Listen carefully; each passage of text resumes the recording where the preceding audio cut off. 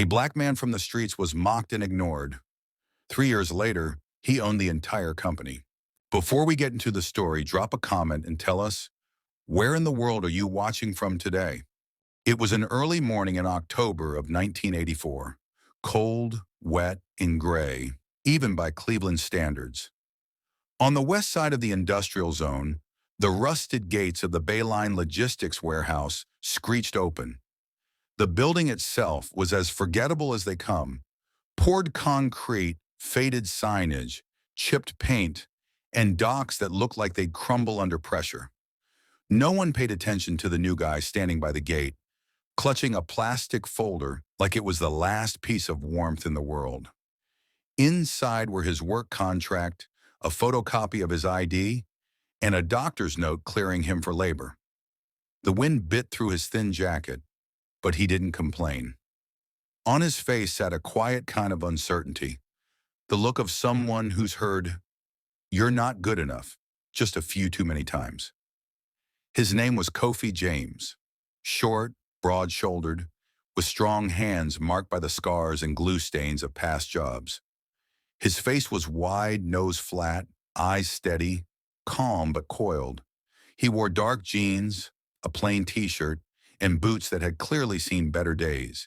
His voice carried a street-heavy accent, fast and loud, the kind of speech that came with instinct but not always polish. Still, he tried to choose his words, even if they didn't always come out right. Harold Baines, the warehouse manager, shuffled out holding a cup of cheap coffee and a stare that looked permanently worn down. He glanced at Kofi, raised one eyebrow, and didn't bother hiding the skepticism in his voice. "Unloaders. Yeah, we can always use more bodies. Come on." It wasn't a welcome. It was a statement of need. Kofi stepped inside. The warehouse greeted him with the smell of oil, wet cardboard, and the nonstop growl of forklifts. Workers moved like clockwork, shouting over the din. Everything was fast, filthy, and impersonal. Conversation was a luxury no one seemed interested in. From day one, they stuck Kofi on the wet line, the part of the floor where damaged goods and returns were sorted. It was the worst assignment in the place, the one they gave to rookies and slackers alike. Boxes came soaked, busted, reeking of mildew or worse. His knees slid across cold concrete, his hands stiff from the wet plastic and chemicals. Joe Mercer, one of the senior loaders, immediately made Kofi his favorite punchline. Tall, broad, always chewing gum like it owed him money, Joe never missed a chance to jab. "Hey, look, Professor brought his degree again. Hope he ain't planning to read us a book on lunch break." Not everyone laughed, but no one stepped in either. That was the rule. Mind your own. Kofi didn't respond. He lifted, sorted, dragged, froze, and came back the next day. No one saw him as he left last every night. No one knew he walked across town to the Jefferson Street Library, staying until close. In the far corner of the reading room, he fumbled through books on logistics, bookkeeping, warehousing. He barely understood most of what he read, but he wrote down every unfamiliar word in a battered notebook. First phonetically, then correctly, eventually. The only person who talked to him without sarcasm was Ollie Tick Rivers, a Latino guy from the South Side. He wasn't friendly exactly, just neutral, and that was enough. Sometimes he nodded when Kofi passed, or offered a cigarette during break. That was the extent of it. "You hold your own," Ollie said one day, watching Kofi wordlessly lift a toppled pallet back into place. "Most folks don't last here too long." Kofi nodded. "Not here to last. Here to move." The phrase stuck with Ollie. He didn't totally get it, but he knew Kofi wasn't just another guy punching the clock. The man had a direction, even if he hadn't said it out loud. By the third day, Linda Hunt, the office accountant, noticed him. He came in to sign an inventory form, but the signature didn't go through, and instead of shrugging it off, he started asking questions. Clear step-by-step questions. Why were there so many returns logged wrong? Why were the labels inconsistent? Linda was about to brush him off, but something in his face made her pause. He wasn't arrogant, He wasn't complaining. He was just curious. She didn't answer, but she remembered his name. Day by day, Kofi got more sure-footed. He started seeing the flaws. Boxes mislabeled, deliveries rerouted twice, bad paperwork causing penalty charges from clients. But he didn't say anything. He knew no one would listen. Not yet. They still gave him the worst shifts, piled on the hours, never said thank you. And he didn't push back. He watched. He noted. He waited. 3 weeks in, Joe tried to get a rise out of him again. Yo, professor, you figure out the difference between a label and an invoice yet? Kofi looked up. No anger, no challenge, just tired eyes and a steady voice. You figure out how to count without a calculator yet? The warehouse went quiet. Someone chuckled. Joe looked like he had something to say, but didn't. After that, the jokes came less often, not out of respect, but because the quiet guy wasn't afraid to speak up when it counted. Kofi wasn't trying to be a hero. He was just doing the work. But everything he did with purpose. Not because he loved the job, but because he knew this job was a rung on the ladder, not the ceiling. He understood no one here would give him a hand up, but no one could block his way if he made one himself. That's where his road began. The workday was over, but Kofi's body still carried the weight of the boxes, as if his muscles refused to let go, even after his hands were empty. He didn't complain, not out loud, not even in his head. What was the point? Complaints didn't change the way Joe mocked him, didn't soften Harold's indifference, didn't fix the torn gloves or cracked boots. He just stripped off his apron, wiped the sweat from his brow, and stepped out through the back exit of the warehouse. The one none of the white guys used unless they absolutely had to. Cleveland's industrial district in 1984 looked like a city that had run out of breath. Steel skeletons of half-dead factories, alleys darkened by grime and time, concrete cracked and buckled, with weeds growing where ambition used to live. This wasn't a place for dreams. It was a place for survival. You worked, you left, you came back, if you had nowhere else to go. Kofi walked past rusted panels and overflowing dumpsters. 2 teens lounged on the corner, one in a bandana, the other in a worn Raiders cap. They spotted him, gave him a quiet stare. He didn't return it. Maybe once he'd have tossed a nod, maybe even a joke. But not now. He was changing. Or maybe finally becoming who he was meant to be. The library was a half-hour walk from the warehouse, a small brick building wedged between 2 shuttered storefronts. The sign above the door had once been gold-leafed. Now the paint peeled, dulled by time and weather. Inside it smelled of paper, old shelves, and dust. But here, this was where things made sense. He came every night, nearly without fail. The shifts were brutal, and his body screamed for rest, but his mind was starving. He didn't read novels or escapist stories. He searched for specifics, logistics, accounting, inventory control, transport systems, supply chain management. Half the time, he didn't understand what he was reading, but that was the hook. He wrote down unfamiliar terms on scrap paper, brought them home, and studied. On his wall, taped up like scripture, was a self-made dictionary scrawled in pencil. The librarian, Mrs. Devereaux, an old woman with thick glasses and a voice like dry leaves, had been wary at first. A black man in dusty work clothes, breathing hard, calloused hands. She watched him closely, but when he showed up a 3rd night in a row asking for audit reference guides, something shifted in her gaze. She didn't smile. But once, she said quietly, "You keep coming back. That's good." He read fast, but not carelessly. His notebook had over 200 pages of notes.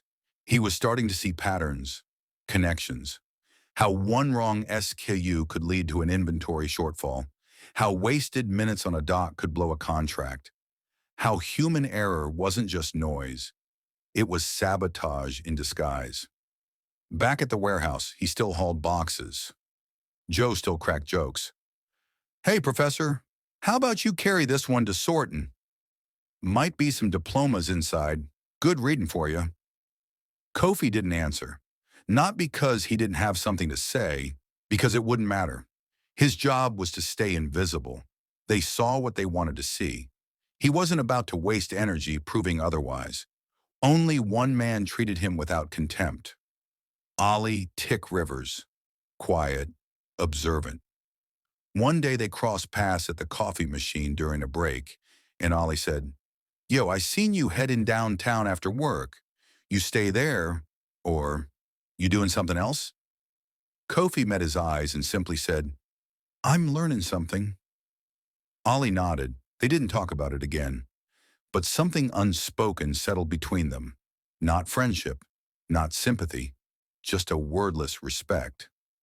Watching the warehouse day after day, Kofi realized this place didn't run on discipline, it ran on habit. Harold Baines, the manager, barely left his office. He filled out forms, yelled at suppliers, sipped cheap whiskey from a coffee mug, and genuinely believed the whole place stayed afloat because of his experience. In truth, it was held together with duct tape and denial. Too many people came and went, documents got lost, routes changed on a dime, and nobody tracked a damn thing. Kofi started seeing the cracks. Boxes from Chicago with mislabeled tags went missing and showed up 2 weeks later. Inventory numbers that didn't match the stock. Refrigerated sections where shipments quietly disappeared.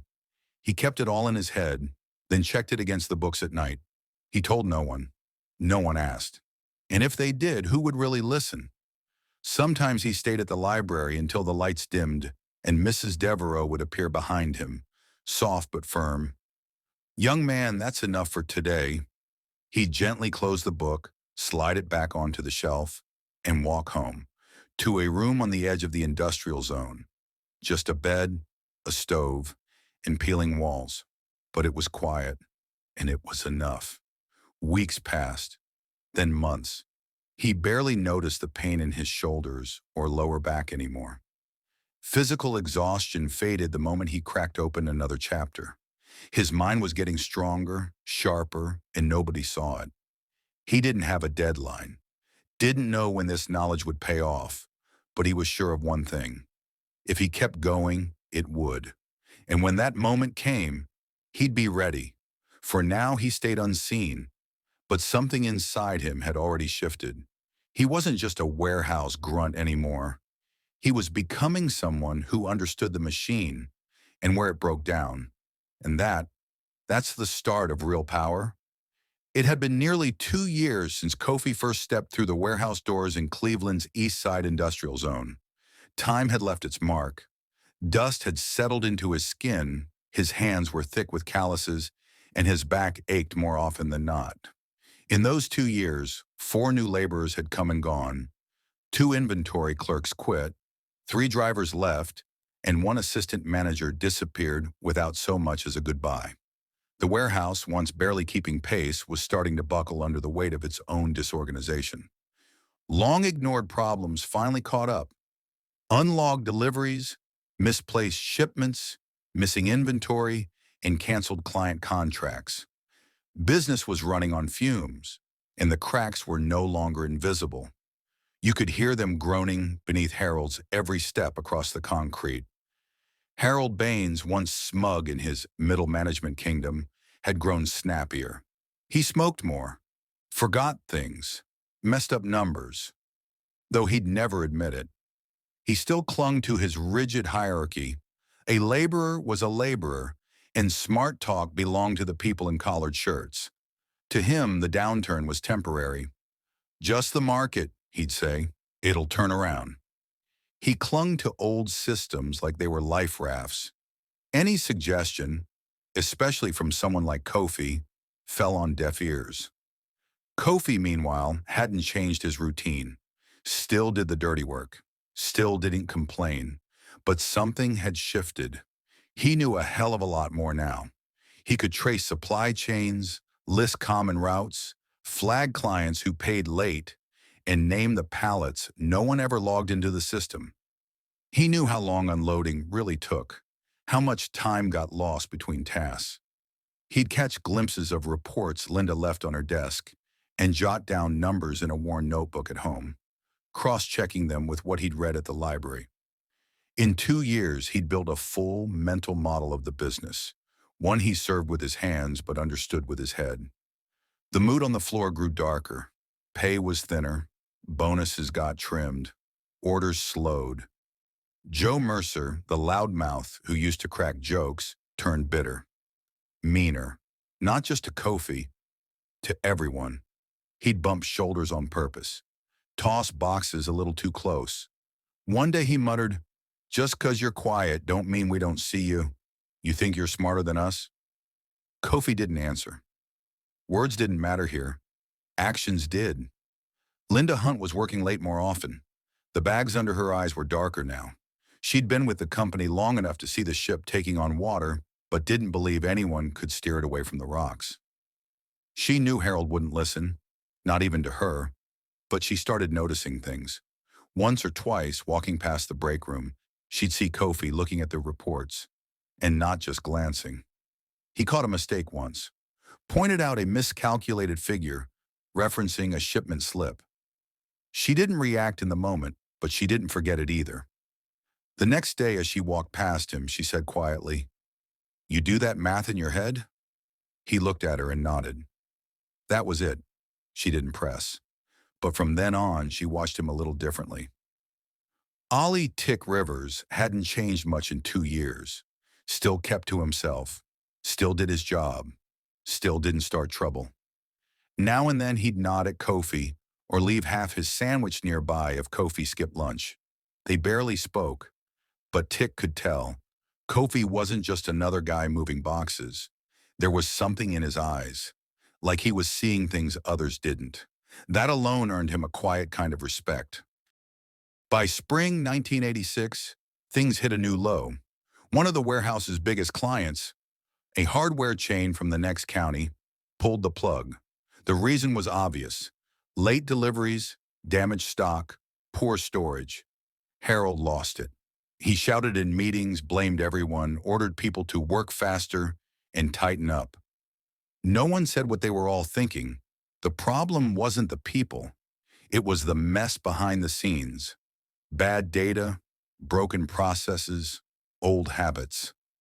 That day, Kofi was moving crates of metal fittings when he heard Harold screaming at Linda through the open office window. His voice had lost its bite.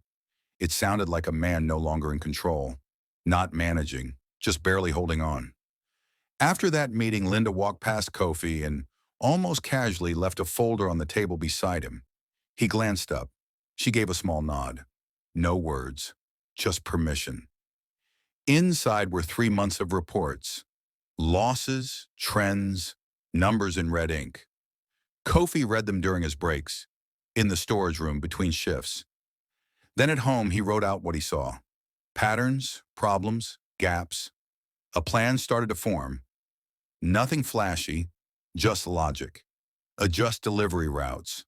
Automate inventory logs. Count everything from scratch. Cut the dead weight.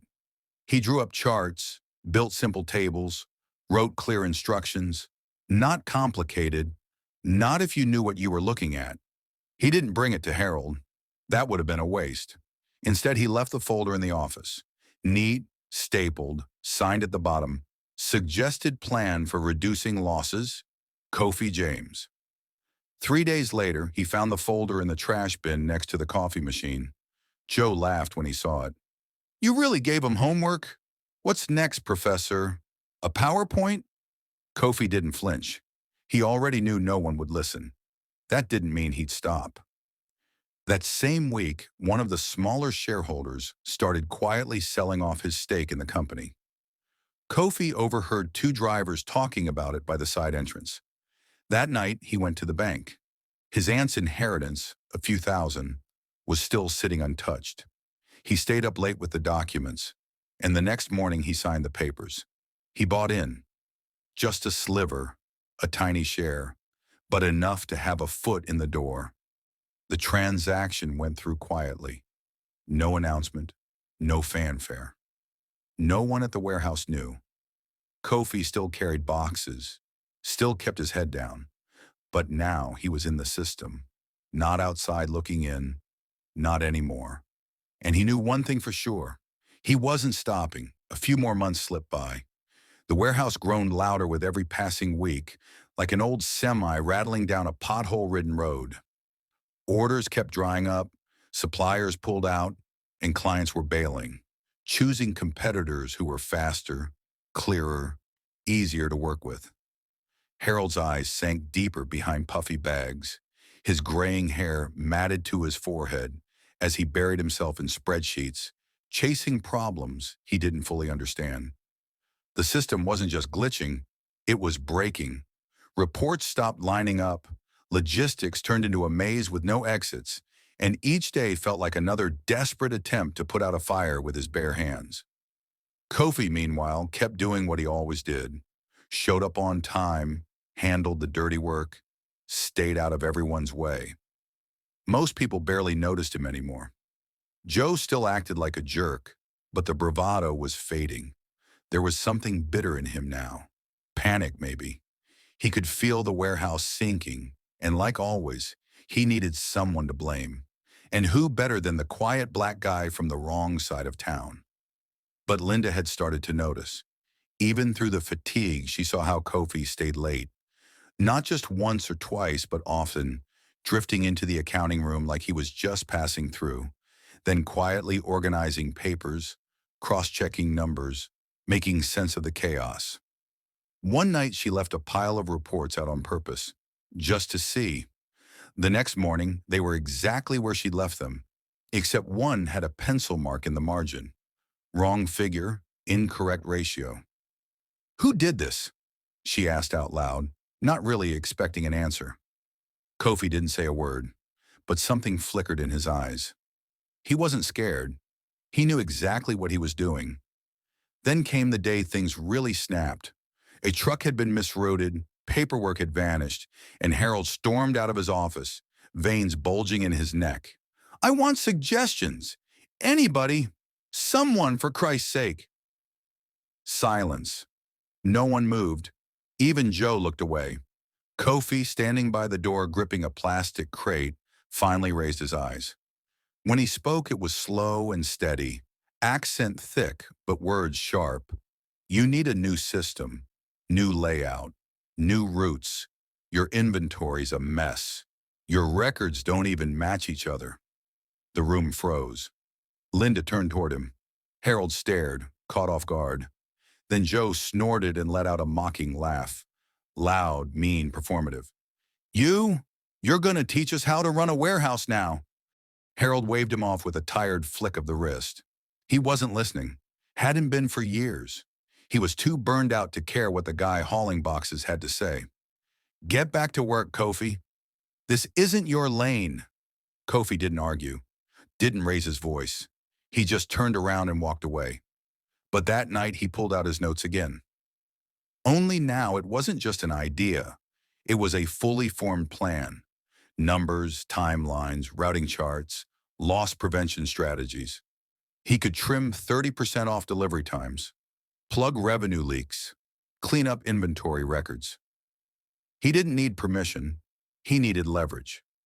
That same week, he found out one of the senior shareholders, a man named Walter Pierce, who owned 17% of the company, was desperate to sell. The warehouse was losing value fast and Pierce wanted out. Nobody else wanted in. The place had a stink on it. Kofi didn't blink.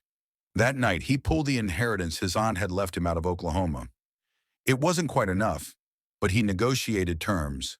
Some up front, the rest in 6 months. Pierce didn't care who was buying. He just wanted out. A week later, it was official. Quiet. No announcement. Nobody at the warehouse knew. Not Harold, not Joe, not even Linda. Kofi kept wearing the same beat-up work overalls, kept hauling boxes, breathing dust, swallowing insults. But now he knew something they didn't. He was one of the owners. It changed something in him. He didn't crave approval anymore. Now he measured every mistake in dollars. He watched Joe waste time gossiping with Tick about baseball instead of handling shipping logs, watched Harold sign paperwork without reading it, watched important files disappear from the office, and no one noticing. But he didn't call it out. Not yet. He was waiting, not out of anger, but out of focus. Precision. He understood that words didn't matter in this place unless you had the power to back them up. What mattered were documents, contracts, data. So he kept collecting numbers, strengthening his plan, picking his moment, because he knew if he spoke again, no one would listen. But if he walked in as a shareholder with numbers, with structure, then they'd have no choice. Linda was the first to sense something was off. She noticed how quickly he caught errors, how effortlessly he navigated data summaries. One evening, she stepped up to him and asked, "Be honest. You've known how to fix this for a long time, haven't you?" Kofi looked at her, and for the first time, said something personal. "I was just waiting for them to get tired of drowning." She nodded, said nothing else, but her eyes saw him differently now, not as a laborer, as an equal. The warehouse kept falling apart, and that too was part of his plan. He wasn't patching holes in a sinking ship. He was preparing for the moment when the old captains abandoned the bridge and someone else had to take the helm. He knew. Right now, his voice was still just an echo in the chaos, but soon enough, it would become the command. By the summer of 1984, the warehouse felt like a pressure cooker ready to blow.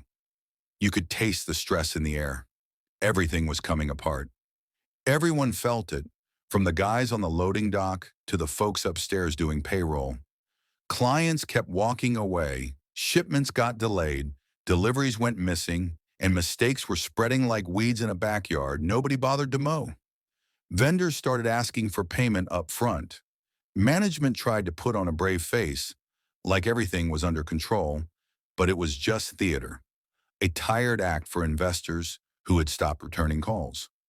Kofi kept doing what he'd always done, showed up, kept quiet, got things done.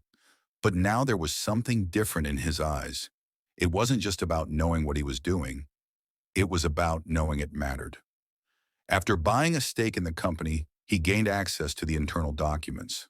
Contracts, invoices, debt statements. He combed through it all.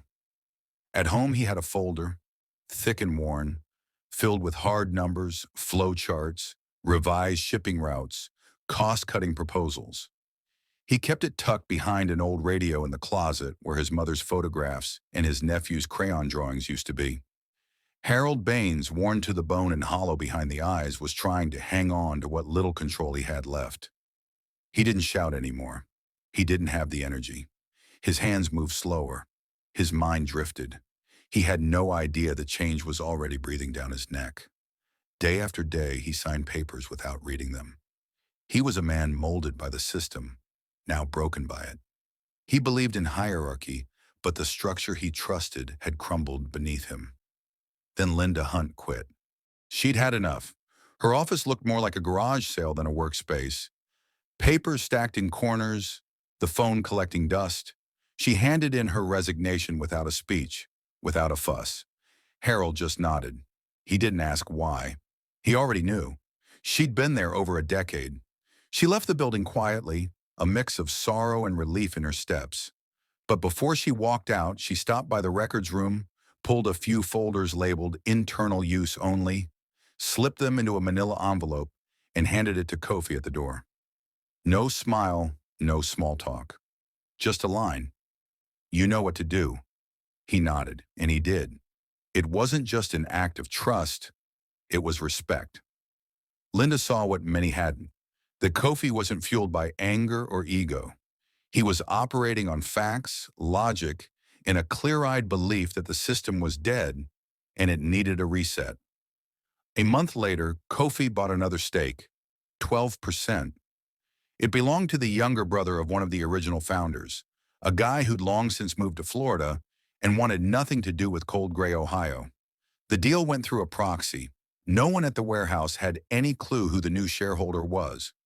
Kofi had registered a holding company in the name of his old librarian. A clever move, but a safe one. He wasn't playing by warehouse rules anymore. He was playing by business rules. When word got out that a controlling interest had changed hands, panic hit like a bolt of lightning. The board of directors called an emergency meeting. Harold showed up 10 minutes late in a frayed jacket. That's where he found out he was being let go. The official reason? Loss of confidence and failure to stabilize operations. He didn't argue. He just nodded and walked out, quietly. The look in his eyes said it all. He knew it was over. The next day, the staff saw an old Ford Taurus pull into the lot. Out stepped Kofi, still in his dusty coveralls. No suit, no tie, no change in swagger. He walked through the same door, past the same bulletin board, past the same dusty shelves. Only this time, he didn't head to the loading dock. He walked into Harold's office and shut the door behind him. First thing he did was take down the yellowed shift schedule from the wall and pin up a new one. Then he called Tick upstairs. "I want you to take over junior logistics," Kofi said. Tick looked stunned. "Why me?" "Because you were the only one who didn't laugh when things were at their worst." That was all. Kofi's decisions weren't emotional. He knew who was who. He wasn't looking at faces. He was looking at actions. And now it was his turn to act. There was no memo, no big announcement, no fanfare. But the warehouse started to change. Boxes stopped vanishing. Trucks started arriving on time. A schedule appeared. Clear, simple, effective. People who were used to flying under the radar started getting warnings. Some got asked to leave. You could feel the shift. Tension crept in. Joe didn't know what to make of it. Rumor was Kofi was in charge now, but he didn't believe it. Not until he saw him behind the desk, signing forms. Not until he heard his own name called down to HR. Kofi never said much. He never explained or justified. But now his silence spoke louder than most people shouting. He had become the last person anyone expected to be calling the shots. And that was his power. He wasn't here for revenge. He was here to clean house. The warehouse still smelled like burnt plastic and diesel. You could still hear the clatter of pallets and the grind of forklifts. The air was thick. The work was the same. But somehow the sky above it all felt a little different, a little clearer, a little steadier. 3 months had passed. In that time, the warehouse had transformed beyond recognition. What used to be a gray zone of chaos and apathy now ran like a precision instrument. Kofi hadn't staged a revolution. He just cleaned up the mess, one deliberate step at a time. Every process from unloading to inventory was reworked. They added color-coded box labels, upgraded the software, and installed a real-time tracking system. The old battered equipment replaced. A fresh printed schedule was pinned by the entrance. A small detail, sure, but it made people notice. No one raised their voice anymore. People worked with focus and calm. Those who couldn't handle the new standard had left. The ones who remained understood. The rules had changed. Kofi paid on time. He didn't belittle anyone, but he didn't tolerate carelessness either. He introduced bonuses for accuracy and penalties for tardiness. He didn't try to be liked. He became a leader. The office that once belonged to Harold was now clean and bright. A tidy laptop sat on the desk, folders lined up with care, and next to them, a half-empty coffee mug. On the wall, one sign: "Listening is more important than speaking." The only personal touch Kofi added, not sentiment, a reminder, for himself and for anyone who walked through the door. That morning, Cleveland's industrial zone was draped in rain. The smell of wet pavement and hot steel lingered in the air. By 9 a.m., the first man showed up, worn jacket, scuffed boots, then another, and another. By noon, a line had formed by the warehouse entrance. Some held folders, some clutched old resumes, but they all came for one thing: a job. Among them was Joe Mercer. His hair was longer, his eyes sunken with fatigue, dark circles beneath. In his hand, a crumpled resume, barely legible, like him. He stared at the warehouse sign like it belonged to someone else now. Because it did. This wasn't his turf anymore. He was just another guy in line. He leaned against the rail at the end, pulled off his cap, wiped his forehead, and tried to decide if he should stay. Inside, the lobby was quiet. The new receptionist, a young woman named Janet, greeted each person with a polite smile, took down names, handed out forms. Behind her, visible through the glass, was Kofi's office. He sat reviewing reports, occasionally jotting notes in the margins. That same quote hung behind him. Listening is more important than speaking. He wasn't hiding, he was right there. But no one walked in unless invited. Then it was Joe's turn. He walked in with a slight limp. The door clicked shut behind him. Kofi didn't stand, just nodded. Sit. Joe sat, gripping the resume like a lifeline, not sure what to do with it. He stayed quiet. A few seconds stretched unbearably. Kofi looked at him, calm, unreadable, then spoke. You know how many times you laughed those 3 years? Joe dropped his eyes, said nothing. A lot, Kofi continued. And now, here you are. Funny how things change, Joe. Even the sky. He took the resume, glanced at it, and set it aside. Leave your number. We'll call if we decide. No anger, no revenge, just the same rules for everyone. Joe stood and left in silence, his face caught somewhere between relief and regret. By noon, the line still hadn't disappeared. From the window, you could see the soaked crowd waiting patiently. There was no drama in it, just something new beginning. Kofi closed the folder, looked at the time.